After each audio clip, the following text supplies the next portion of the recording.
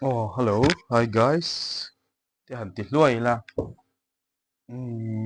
cái rẻ rây đéo mẹ mẹ lặng hen cái tịt khá đấy tiêu phải hen content ngu mal tur hi vang truyền của mẹ chuan video rồi mà cái chết lật na vel ha cái ron pong poda top mấy giờ là next a hian project anh tin anh lâu phần thế khá tiếng kha mà chọc nếu nếu cái này về nè cái video tur hi cái sấy lọc thầy là wa cái phụ lên khó lâu nôm đeo te pawh ni mai thei kham lampangah tuia khawh thlana savia wan tia a in rin ni kalta te khan khuak awm lowa hei monday voina nia ruah surna sa ka kal thei lowa tak tukah hianin khang lampang hawi video kha kan ti nga en tu te ka subscriber fel tak tak te in support zel na kama moni ka channel hi hei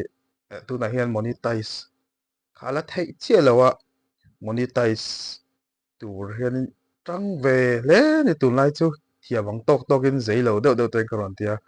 ma se in mi du tok lo na le ka thiam lo na ang zong te khanin rot comment tau la chuta chon toni ngai ni ron ti tau la kan phul le zual do ni mo en tu te thir tu te in chunga ka lom thri ne